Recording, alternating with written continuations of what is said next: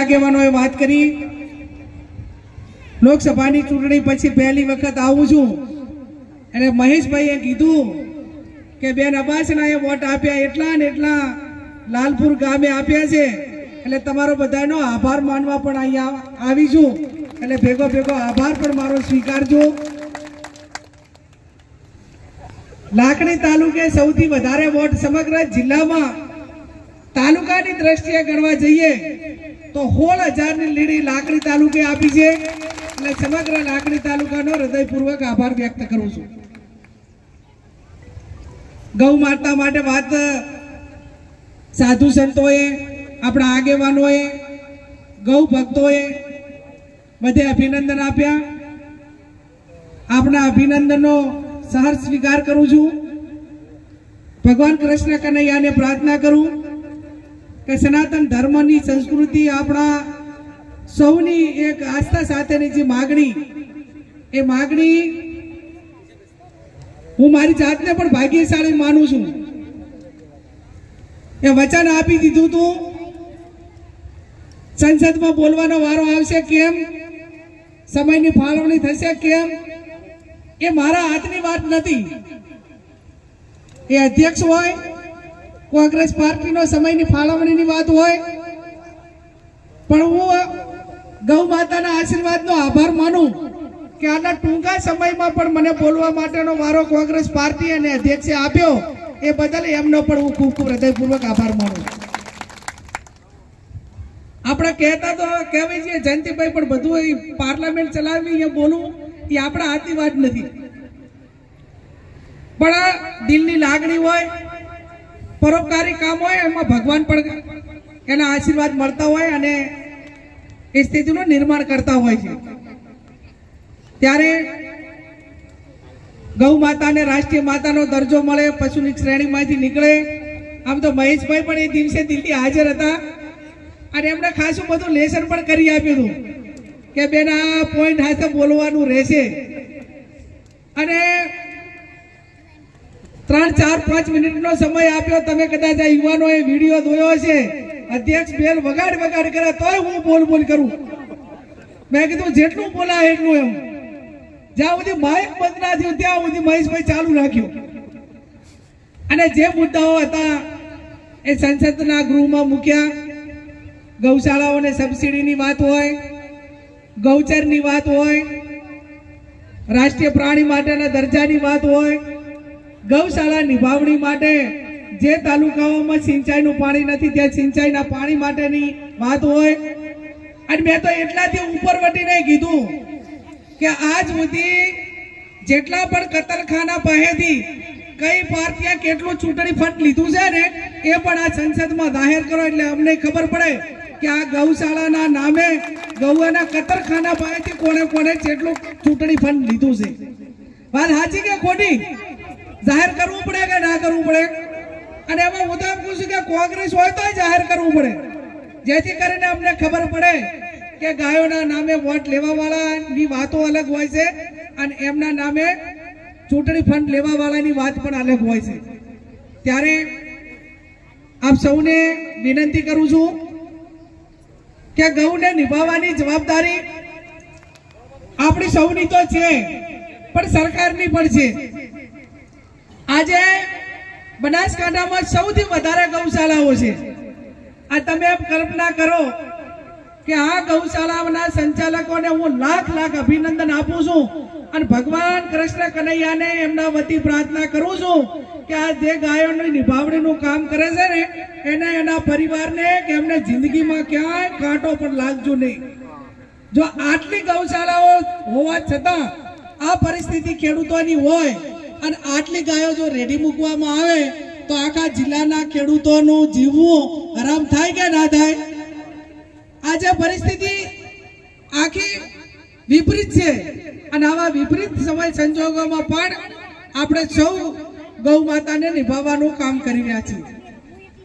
ગૌ માતા માટેના અનેક ફાયદા આપણે કીધા। પ્રાકૃતિક ખેતી હોય, સવારથી ઉઠીને ઘરેથી નીકળીએ અને જો ગૌ માતાના દર્શન થાય તો આપણા મોઢામાં આનંદ થાય છે કે નથી થતો કે આજ તો બધા કામ થઈ રહ્યા છે।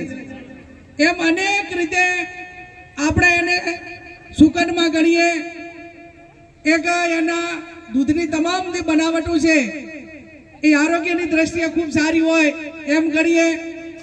અને આટલા એટલા માટે કરીને હું તો એમ માનું કે શંકરાચાર્યજીએ જ્યારે મને તાલકટોરા સ્ટેડિયમ બોલાવી અને મારું સન્માન કર્યું, જે દિવસે હું 5મી ઓગસ્ટ 2024ના રોજ આ લોકસભામાં બોલી, એ ટાઈમે સમગ્ર લોકસભાએ ચૂંટણી જીત્યા પછી કદાચ અભિનંદન મને બનાસકાંઠાની જનતાએ કે ગુજરાતે આપી છે કે કોંગ્રેસનો શીર્ષ નેતૃત્વએ આપ્યું છે, પણ આ ગૌ માતા માટે કરીને અભિનંદન એ સમગ્ર ભારતમાં લોકસભાની ચૂંટણી કરતા પણ લોકોએ વધારે આપ્યા, એ વાતનો મને આનંદ છે.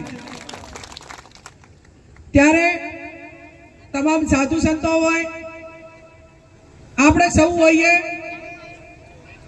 મેં અનેક વખત 2-3 વખત ચીનુ કાકા કીધું કે તો આ લોકસભાની અંદર જે ગૌ માતા માટે કરીને જે લડે છે એમના પ્રતિનિધિઓ પણ આ લોકસભાની અંદર છે. ચાહે બ્રહ્મ સમાજ હોય, જૈન સમાજ હોય, સાધુ સંતો હોય, આ પણ સંસદની અંદર સંસદ સભ્યો છે. આવનાર સમયમાં એમના દ્વારા આ વાત લોકસભાની અંદર જ્યારે ઉઠાવવામાં આવે તો ક્યાંક મૂકવામાં આવે કે ક્યાંક જે કે એના માટે સમર્થન આપવામાં આવે, એ સ્થિતિનું કંઈક નિર્માણ થાય એવી પણ હું ભગવાન પરમાત્મા પાસે પ્રાર્થના કરું છું અને એમને વિનંતી પણ કરું છું. અમારો ક્ષત્રિય તરીકેનો વારો એ બધા અહિંસાના પૂજારીઓ પછી આવે, છતાં પણ કોઈ પણ પ્રકારની પરવા કર્યા સિવાય આ તમારા જ બધાની માંગણી હતી, વિનંતી હતી, અમારું વચન હતું, તો અમે અમારું જેટલું અમારાથી થાય એટલું કરવા માટેના પ્રયત્નો કર્યા છે. હજી આટલે અટકતું નથી. હું ધારાસભ્ય રહી 6.5 વર્ષ વાવ વિધાનસભામાં, તો સૌથી વધારે જો કોઈને ગ્રાન્ટ આપી હોય તો એ તમામ વાવ વિધાનસભાની ગૌશાળાઓને આપી હતી. એટલા ભાષણથી ગૌ માતા નહીં બચે, ક્યાંક ને ક્યાંક એની જે વ્યવસ્થાઓ છે, સુવિધાઓ છે, એને મદદ કરવા માટેની ભાવના પણ રાખવી પડશે. અને એટલે આજે આ લાલપુર મને વોટ પણ આપ્યા છે, અહીંયા ગૌશાળા પણ રામાપીરના નામે છે, ત્યારે વિશેષ તમે બધે જે મારું સન્માન કર્યું એ આવકાર્ય સાથે આ લાલપુરની ગૌશાળાને મારા લોકસભામાં સાંસદ તરીકેનું જે ફંડ આવે એમાંથી મહેશભાઈ કેટલું 3 લાખ રૂપિયા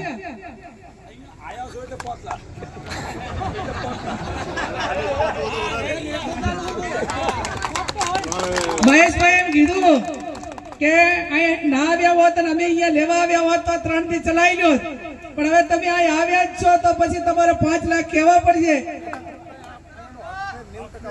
અને 90% વોટ આપ્યા છે એટલે હકદાર પણ છો, એટલે 5 લાખ રૂપિયા લાલપુરની ગૌશાળા માટે જે ગૌશાળા વાળા નક્કી કરે એને શેડ બનાવવો હોય, જે સરકારી ગાઈડલાઈન પ્રમાણે લખીને મને આપજો તો એ 5 લાખ રૂપિયાની ગ્રાન્ટ પણ આ લાલપુર ગૌશાળાને ફાળવી આપીશું. વોટ આપ્યા તો લાગણી રાખી હતી, 5 મળ્યા, ના રાખી હોત અને નોટ આપી હતી અને તાલુકે લીડે આપી હતી. વોટ અને નોટ બે આપ્યું છે એટલે તમારું એને નથી ગયું ને, ઉગ્યું ને હવે. એટલે આજના દિવસે વાવો તો ઉગે.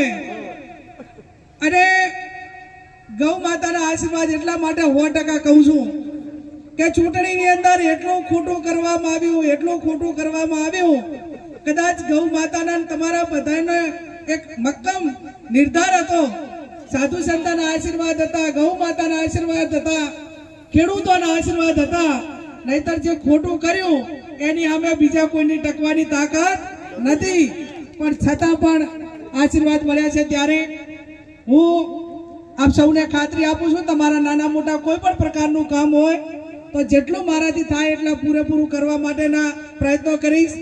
માનતાઓ વાળાના ફોન ઘણા આવે છે, એટલે માનતાઓ પર જેમ જેમ ટાઈમ મળે વિસ્તારમાં આવું ત્યારે કરીશ. અને લાખણી તાલુકાને આખાને માતર ખવડાવવાની બાકી છે. એટલે 24 તારીખે વાવ, ભાભર ને સોયગામ આ ત્રણેય તાલુકાનું રાખેલું છે. અને તમે લાખણી તાલુકા વાળા બધા આગેવાનો હવે જ્યારે તમે તારીખ નક્કી કરો એ ટાઈમે જ્યાં તમે નક્કી કરો ત્યાં હું હાજર રહી અને મામેરાની માતર ખવડાવવા પણ આવીશ, એની પણ આપ સૌને ખાતરી આપું છું. ફરી આપ સૌ અહીં મોટી સંખ્યામાં આવા ધોમ ધકતા તાપમાં હાજર રહી મારું સન્માન કર્યું. અમારા આગેવાનોને અહીંયા સાંભળ્યા, તમે બધા હાજર રહ્યા એ બદલ આપ સૌનો ખૂબ ખૂબ હૃદયપૂર્વક આભાર માનું છું. જય ગૌ માતા, જય રામાપીર, જય કૃષ્ણ કનૈયા. આવતીકાલે રક્ષાબંધનનો તહેવાર છે, બળેવનો તહેવાર છે. મહેશભાઈ, મહેશભાઈ એવું કીધું કે પહેલા હું મંચમાં હાથે હતો, હવે પણ હાથે છું, તો હવે હાથે રહી એવી અમારી બધાની જયેશભાઈ એવું કહે છે કે 6.5 હાથ પર પહેલા મહેશભાઈ અમારી હાથે હતા અને મહેશભાઈને જીતાડવા માટે અમે અલ્પેશભાઈ બધા જ તમે એ ટાઈમે પણ ભવ્ય સન્માનને સ્વાગત કર્યું હતું. હા, મેં એવું કર્યું હતું. ઘણા બધા ઢોલ લાયા હતા, હામૈયા લાયા હતા. અને મહેશભાઈ પણ ગૌ ભક્ત છે, તો એમને ઘર વાપસી કરવી હોય તો અમે આ કોંગ્રેસના આગેવાનો એમને આમંત્રણ આપીએ છીએ. અને જે દિવસે હું મામેરાની માતર ખવડાવવા આવું એ દિવસે મહેશભાઈની ઘર વાપસી થાય એવી હું અપેક્ષા સાથે મહેશભાઈને ફરી આવકારું છું.